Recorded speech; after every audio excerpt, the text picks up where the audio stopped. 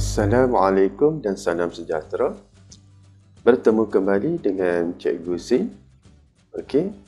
Cikgu harap anak-anak didik cikgu sihat walafiat hendaknya. Okey, untuk kita teruskan pembelajaran kita iaitu berkait dengan tajuk pecahan.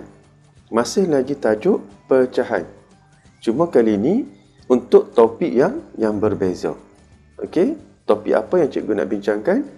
Sama-sama kita saksikan. Informasi pendidikan. Pembelajaran matematik tahun 2, pembelajaran matematik tahun 3, pembelajaran matematik tahun 4. Cikgu Hussein Studio. Bertemu kembali dengan Cikgu Hussein. Pada video kali ini, cikgu akan bincang masih lagi topik pecahan, masih lagi tajuk pecahan, cuma topik yang berbeza iaitu banding pecahan. Okey, macam mana kita nak banding dua pecahan yang diberi. Okey, nak banding pecahan ni banyak istilah yang digunakan. Ada istilah digunakan lebih kecil daripada, lebih besar daripada, kurang daripada, lebih daripada. Okey, siapa yang dapat lebih? Okey, pelbagai istilah yang digunakan dalam soalan untuk banding pecahan. Sama-sama kita tengok beberapa contoh yang cikgu bawa untuk anak-anak didik cikgu boleh faham, insya-Allah. Okey. Kita tengok. Okey, untuk banding pecahan, di sini cikgu bawa pendekatan cikgu asingkan terus. Okey, banding pecahan yang pertama, kalau penyebutnya sama. Penyebut ni, kalau anak didik cikgu ingat lagi, penyebut ni dia bahagian bawah. Kalau pecahan, dia bahagian bawah. Okey, kita tengok banding pecahan yang pertama, kalau penyebut sama. Okey, cikgu ambil contoh daripada buku teks. Okey, kalau kita tengok kat sini, ada kek. Okey, ada satu kek diberi untuk seorang murid ni satu bahagian dan diberi kepada Rishi dua bahagian. Okey, di sini kita keluarkan dulu pecahan untuk murid perempuan ni dan kita keluarkan pecahan untuk Rishi. Iaitu, cikgu ambil pen, iaitu untuk murid perempuan ni dia dapat satu bahagian. Untuk Rishi, dia dapat dua bahagian. Jadi pecahan untuk murid perempuan ialah 1/6. Sebab apa? Sebab kek ni dia belah ataupun dia potong kepada 6. Okey? Tapi dia dapat satu bahagian sahaja. Okey, Rishi pula dapat dua bahagian. Okey, dua bahagian daripada berapa? Daripada 6 bahagian. Jadi dekat sini, soalan tanya, okey, siapakah yang dapat lebih banyak kek? Okey, cikgu buang dulu yang ni. Okey, cuba kita tengok kat sini. Soalan dia, siapakah yang dapat lebih banyak kek? Sekarang kita nak banding. Okey, nak banding yang murid perempuan tu dapat 1/6, yang Rishi dapat 2/6. Kita nak banding, kita nak keluarkan jawapan siapa yang dapat lebih banyak kek. Okey, kat sini. Kalau kita tengok kat sini. Okey, kat sini murid perempuan dapat 1/6. Rishi dapat 2/6. Okey, penyebut sama ni maksudnya, okey, cikgu bawakan kat sini penyebut sama. Maksudnya di bawah dia adalah 6 untuk murid perempuan, untuk Rishi pun 6. Cuma pengangka sahaja berbeza. Okey. Jadi kalau soalan tanya siapa yang dapat lebih banyak kek, maksudnya Rishi lah. Sebab dia dapat 2 bahagian daripada 6 bahagian. Murid perempuan dapat 1 bahagian daripada berapa bahagian? 6 bahagian. Maksudnya di sini penyebutnya adalah sama, iaitu bahagian bawahnya sama. Jadi kita boleh nilai terus bahagian atas ataupun bahagian pengangka.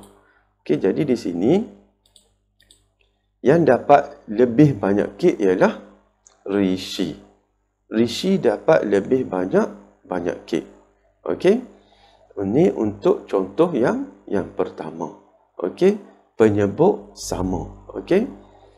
Kita tengok pula contoh yang kedua. Okey. Okey.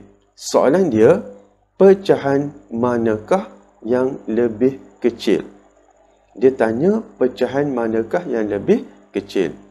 Okey, kita tengok. Ni pecahan yang pertama, gambar rajah yang pertama, iaitu kita keluarkan dulu pecahan dia, iaitu 1/4. Okey, yang berlorek ni ada 1. Ke semua sekali, okey, yang berlorek ni ada 1. Semua bahagian ada berapa bahagian?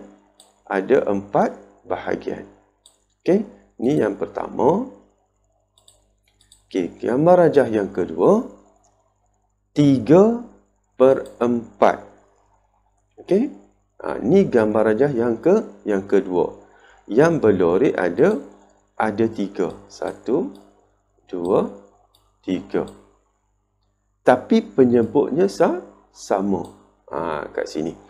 Kalau penyebut sama, soalan tanya pecahan manakah yang lebih kecil, kita tengok terus bahagian atas ataupun bahagian pengangka. Okey, kalau kita tengok di gambar rajah pun dah kita boleh agak dah. Okey, sebab ni gambar rajah ni sama saiz. Okey, gambar rajah yang pertama dengan yang kedua ni sama saiz. Kalau dia tanya pecahan yang lebih kecil, mestilah pecahan yang ni.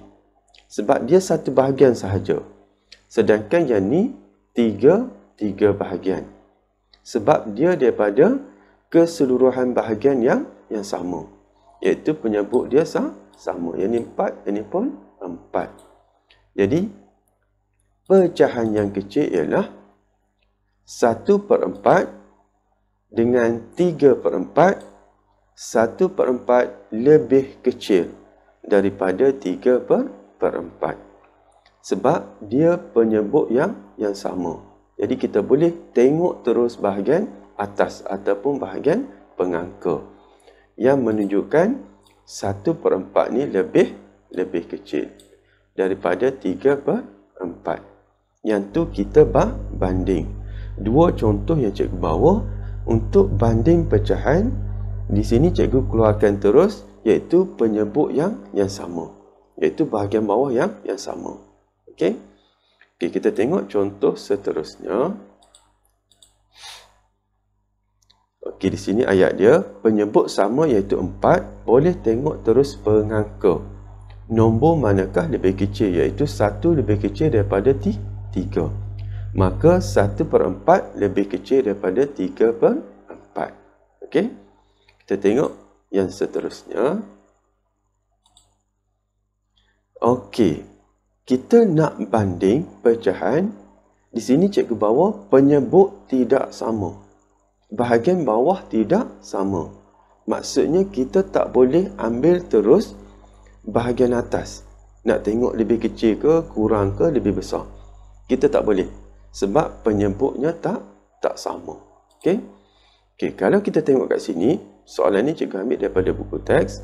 Okey, soalan diberi dua gambar rajah.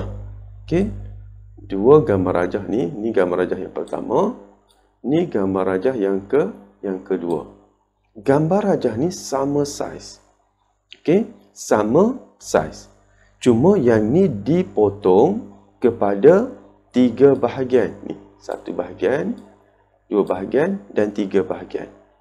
Yang ni dipotong kepada 4 bahagian. Okey. Soalan tanya, manakah yang kurang? 1/3 atau 1/4? Dia tanya yang kurang. Maksudnya, soal apa? Gambar rajah mana yang dia punya pecahan kurang ataupun kecil. Okey. Kita tengok dekat gambar rajah ni pun kita dah dapat jawapan. Iaitu 1/4 ni lebih kecil daripada 1/3. Sebab potongan dia ni lagi kecil. Yang ni 1/3 besar. 1/4 kecil. Jadi 1/4 bahagian lebih kecil. Iaitu 1/4 kurang daripada 1/3. Okey? Sebab ni penyebut tak sama. Kita tak boleh tengok terus bahagian atas. Kita kena tengok gambar rajah ni, bandingkan gambar rajah. Maksudnya 1/4 ni, satu bahagian ni lebih kecil daripada bahagian 1/3. Jadi 1/4 kurang daripada 1/3. Tu kita banding kalau penyebut tak sama. Okey. Okey, kita tengok lagi satu contoh. Okey, di sini 1/3 dengan 1/4 tadilah. Okey. Okey, kita tengok contoh yang kedua. Kalau penyebut tak sama. Iaitu soalan dia, bandingkan 3/8 dengan 1/2. Kalau kita tengok kat sini, penyebut dia tak sama. Yang ni 8. Yang ni 2. Kita tak boleh ambil bandingkan terus bahagian atas, tak boleh. Okey. Okey, kita tengok. Okey, diberi. Okey, kita keluarkan gambar rajah. Okey. Okey, gambar rajah yang pertama 3/8. Okey, gambar rajah yang kedua 1/2. Dua gambar rajah ni adalah saiz yang sama. Okey. Ni. Dua gambar rajah ni saiz yang sama. Cuma pecahan sahaja berbeza. Okey. Yang ni kita pecahkan dia kepada 2 sahaja. Okey. 1, sini 2. Ada 2 bahagian sahaja. Gambar rajah yang pertama ni kita pecahkan kepada 8 bahagian. Tapi yang berlorek ialah ada 3. Yang ni yang berlorek ada 1. Kalau kita tengok gambar rajah ni, mana yang lagi besar berloreknya? Mana yang lagi besar? Mestilah yang 1/2.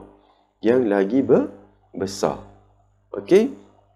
Okey, di sini kita boleh keluarkan okey, 3/8 okey, lebih kecil daripada 1/2.